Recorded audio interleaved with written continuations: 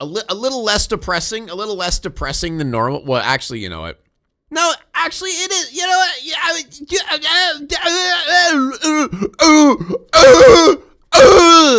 Typhoon in coastal China that caused billions of dollars worth of damage, and a seemingly endless landslide in Argentina that almost swallowed a group of hikers, to a crazy tornado in northern China that had everyone on edge, and a house floating downstream after catastrophic floods in Yellowstone National Park. Thank you, real life Rachel, for the sub. There it goes. Okay. Oh, so Queen Kush. Did I thank them earlier? I don't know. Okay, my alerts weren't updating. All right, anyway, moving on. Here are 10 shocking natural disasters caught on camera.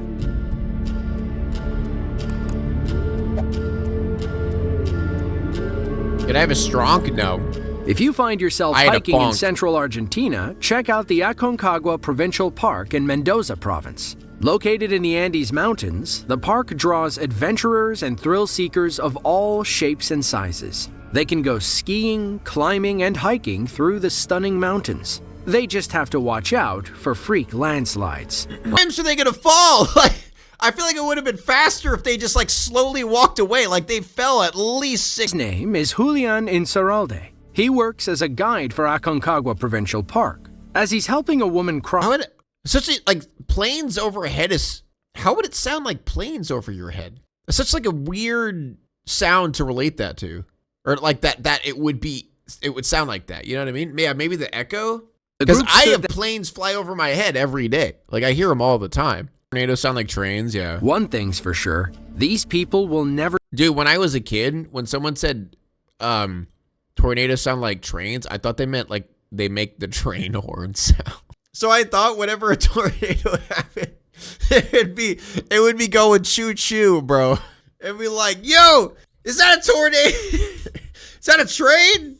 No, it's a fucking tornado. Oh, I forgot about that, dude. I forgot I believed that when I was younger. Oh, fuck.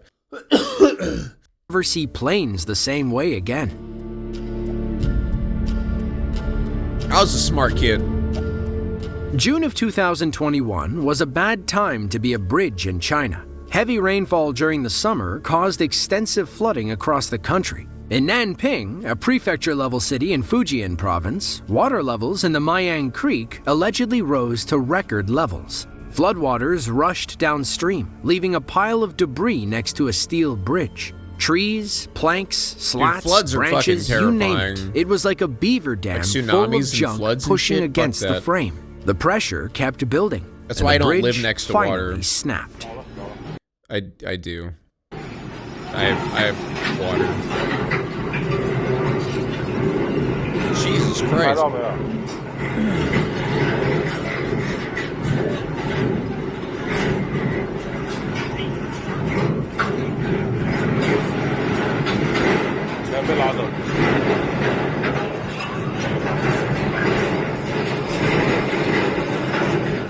When you go to Tennessee, you'll finally be landlocked. Yeah. Damn.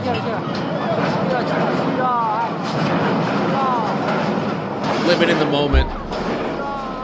The fucking teenagers and their phones. Near 500-foot bridge had just gone up in 2017. It wasn't even 4 years. Is Illinois not landlocked? No. We have ocean in Missouri. Old when the flood washed it away. On the bright side, nobody tried to... There's an ocean in between Missouri and Illinois. Cross when the foundation failed. This wasn't even the only bridge in China to fail that day either. About 2 hours north, in the village of Caoting, a pontoon bridge failed under immense flood pressure. Thankfully, nobody was hurt during either collapse. There's a Great Lake? No, ours is pretty mid. I wouldn't say it's great. You gassing up my lake? Collapse.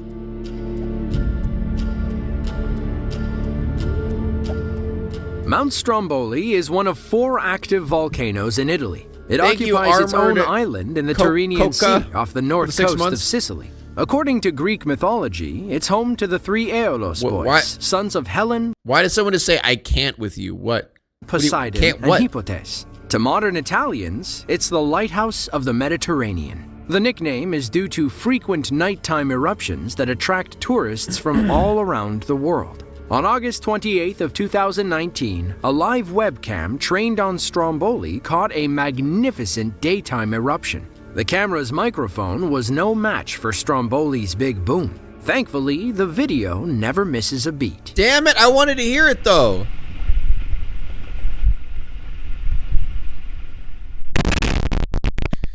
Okay, all right, I heard it. Never mind. Yeah, that's good. That's some good audio.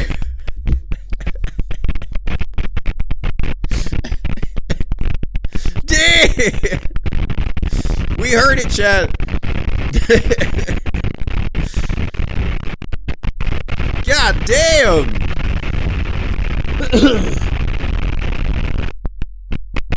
Stromboli fucking blaring that shit. Louder.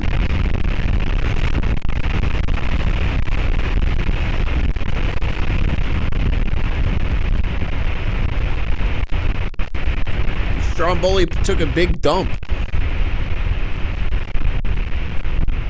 After you hold it in for a week? During the tourist season, Stromboli usually experiences mild explosive activity. However, in the summer of 2019, the volcano had one of the most violent eruptive episodes in the last century. Two huge eruptions, one on July 3rd and the other on August 28th, caused volcanologists to pay close attention. They were worried about two island villages only a few miles from the active crater. Out of season, the villages have less than 500 residents and visitors. During the summer, that number shoots up to 5,000. Stromboli usually puts on a safe show, but you can never be too careful with active volcanoes.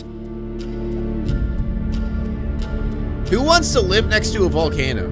Kajen is a decent-sized town in central Java, Indonesia. It's home to about 73,000 people, and it's known for its tropical rainforest-like climate. Like the rest of Southeast Asia, they're highly susceptible to heavy rainstorms and powerful winds off the Java Sea and Indian Ocean. On November 6th of 2022, a local security guard named Bang Royce stood at his post as one of those powerful storms rolled through. He worked for Bank Jateng. His job was to ensure the bank's safety against would-be robbers. There was nothing he could do about the mighty wind and relentless rain. God damn. God damn! Shit! Go!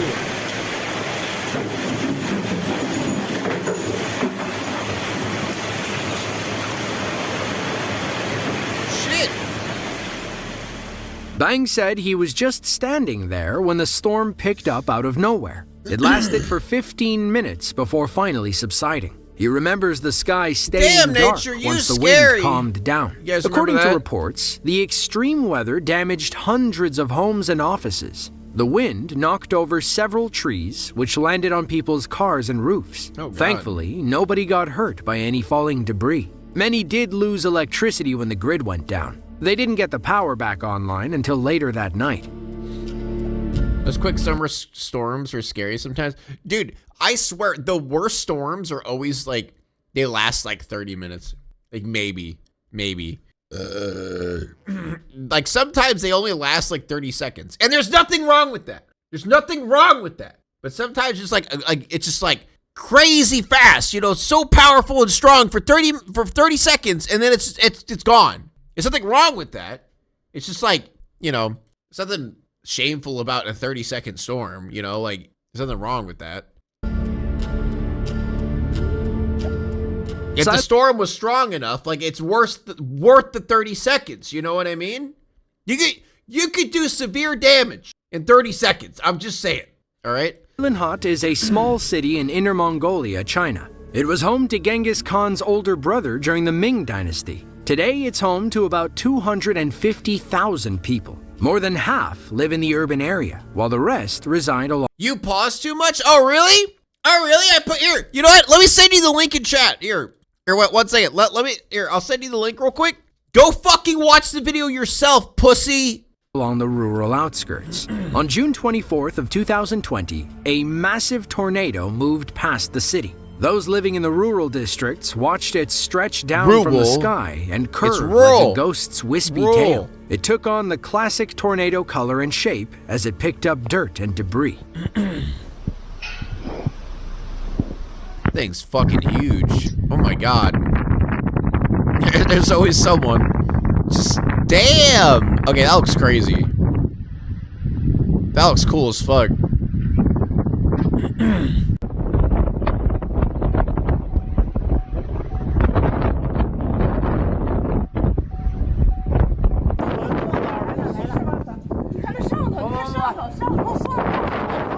Does it go choo-choo, chat? Do you hear the choo-choo? Oh, that's cool. That looks cool. What the fuck? Look at how the tornado changes color and shape about halfway down. It can only pull dust so far up the column. From what we can find, the tornado didn't cause any injuries or much damage. It looks like it moved across the countryside and eventually petered out sometime later.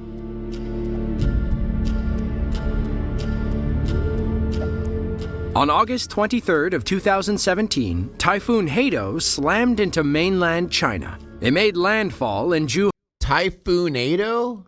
Zhuhai, a prefecture-level city in Guangdong province. About 2.5 million people watched as 90-mile-per-hour winds sent water rushing into their streets. If it wasn't bolted down, it got blown away. Several videos emerged from Zhuhai City showing just how powerful Hato was. According to the South China Morning Post, it was the strongest storm to hit the region in over 18 years.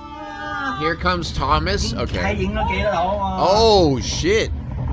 Dude, that would be honestly, like, that would be unironically scary really high up. I mean, I guess you wouldn't have to worry about the building collapsing, but I would be freaking out that the building would like collapse or some shit.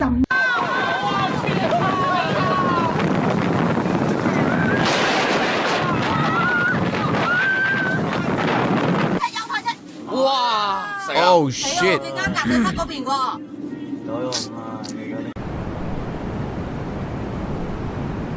Oh shit!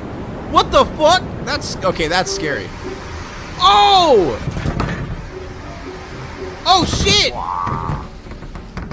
Zhuhai is a stone's throw away from Hong Kong. Both cities experienced severe damage thanks to Typhoon Hato. Hundreds of flights were canceled, cars were up to their roofs in water, and low-lying areas were totally flooded. Skyscrapers usually light up the night sky in both cities. After Hato passed, though, everything went dark. At its peak, Typhoon Hato slammed into China with wind speeds topping 115 miles per hour. Damn. Several cranes blew off the sides of skyscrapers. As we see in the footage, it was enough to tip 18-wheelers like Tonka trucks. Once the storm subsided, people used canoes to navigate the flooded streets. In total, the storm caused about $6.4 billion worth of damage across southern China.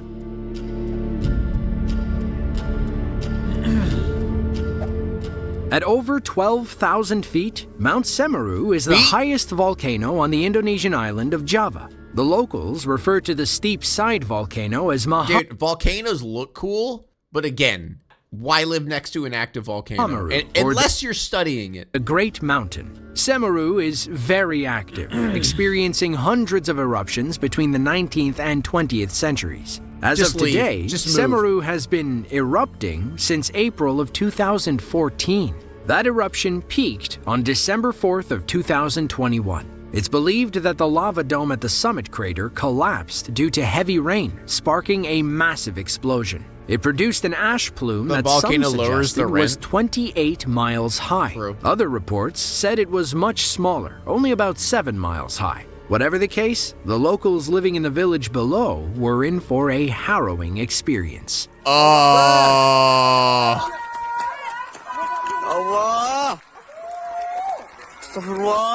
Yeah, like, why? Why live there?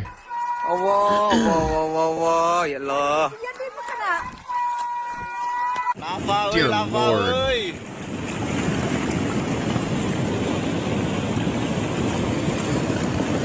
Oh my god. Dude, and that is boiling hot water, by the way. You can see the steam and you can see the bubbles. That is boiling hot water.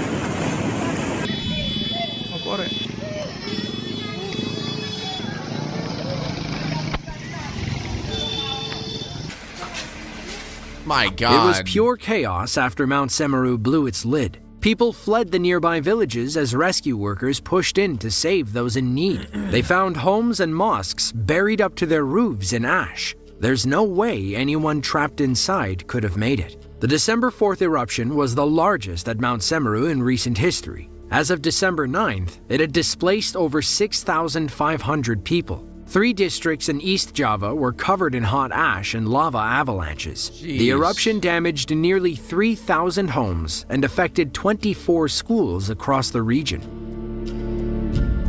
No one died? That'd be awesome if no one died. Lufeng is a coastal If city no one died, not if someone died. in China, east of Hong Kong. It sits on the banks of the South China Sea, making them vulnerable to typhoons during the stormy season. On July 9th of 2015, the 10th named storm of the summer season slammed into coastal China. Even though Typhoon Linfa was only a tropical storm, a Category 1 typhoon at best, it still caused plenty of damage in Lufeng City. People struggled to stay on their feet, and loose objects got tossed around. Those who kept their footing were able to capture some stunning footage. Dude, they're holding on for dear life. Oh my god. Oh. Jesus.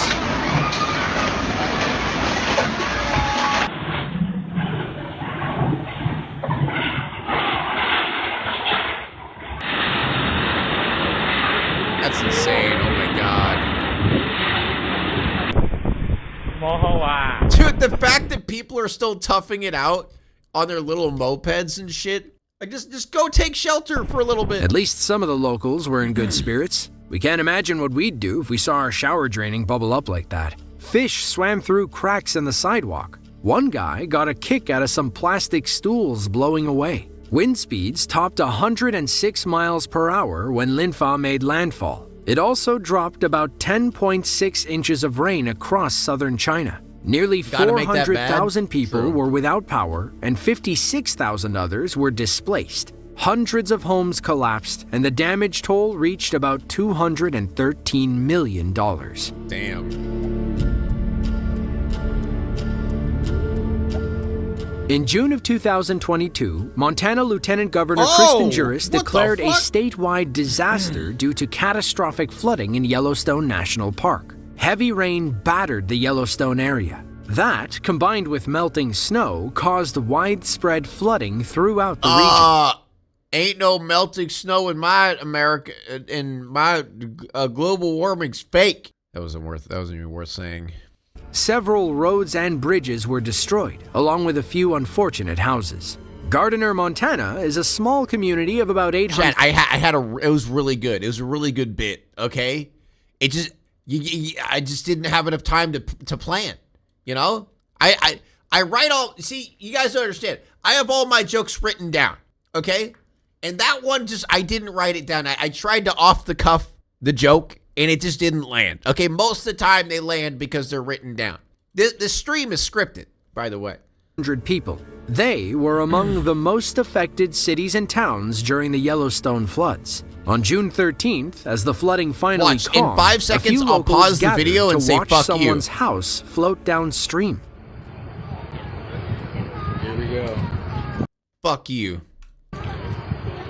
Scripted.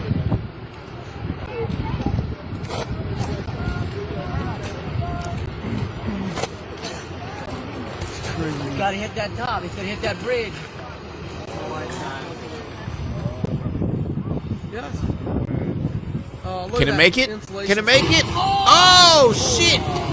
Just floor. Oh! Stop! Ramon and Nicole Perez worked for the National Park Service. They'd been living in employee housing for the past 5 years. They and 4 other families couldn't believe their eyes when their Prospect writes the script, by the home way. fell into the river and floated away. A crowd gathered near the bridge when someone spotted the Perez home. It had sunk down to the roof and almost made it under. To make matters worse, Highway It's all part of the plan. Yeah, honestly, I feel like the house would have been fine if it didn't hit the bridge. You know what I mean?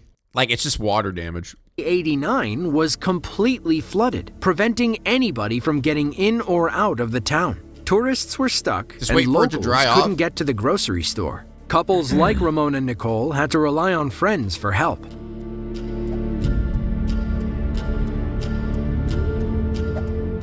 Camarines Norte is a province on Luzon, the largest island in the Philippines. It sits on the banks of the Philippine Sea, leaving them and the rest of the country exposed to powerful typhoons. On November 11th, it's not going to dry out. It's water. Are you stupid? It's water. You get the house out and you dry it off with a hair dryer. Is it really that complicated for you? 2020, the Do you not know what water does? Storm that year wreaked havoc across the country. And you guys think I'm Typhoon stupid? made landfall around midnight as a Category 2 storm. Locals across Camarines Norte took shelter as 80-mile-per-hour winds whipped through their neighborhoods. One family decided to record the storm as it ripped apart the power lines outside.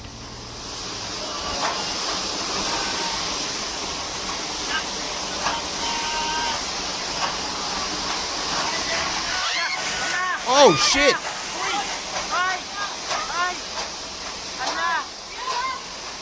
Dude, power lines falling and like the fucking cable flinging around and shit is so scary.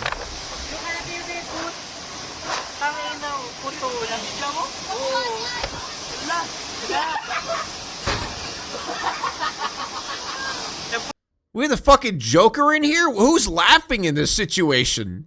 What? Did this guy just break? Is he okay?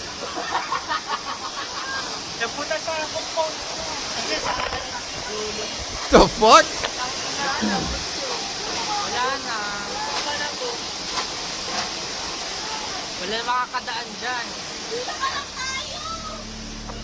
The families had been without power for a few days. They were only a week removed from Typhoon Goni, which destroyed thousands of homes.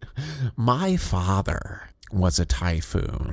Across the Philippines. It was also responsible for tearing down the pole. Once the storm died down, repair teams drove out to fix the damage. They finally got it up and running, but Vamco had other plans. Oh, they're just trying to knock it down?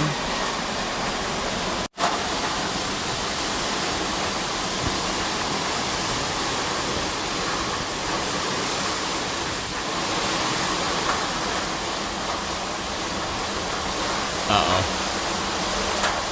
Is it gonna fall?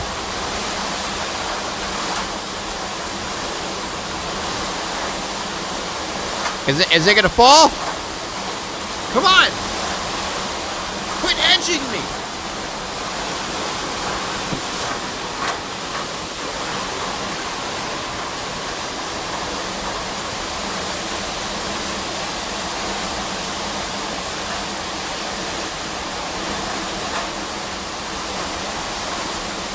Not very windy? You all are just overreacting? Yeah, dude, I could commute to this, no problem.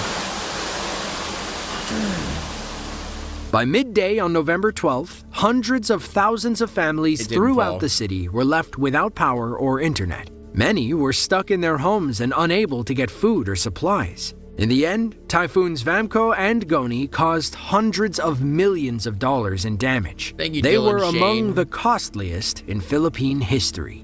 If you enjoyed this video and want to see another, then be sure to click the link on screen now. As always, dude, yeah, this isn't a body cam video, okay? Relax. The one non-body cam video.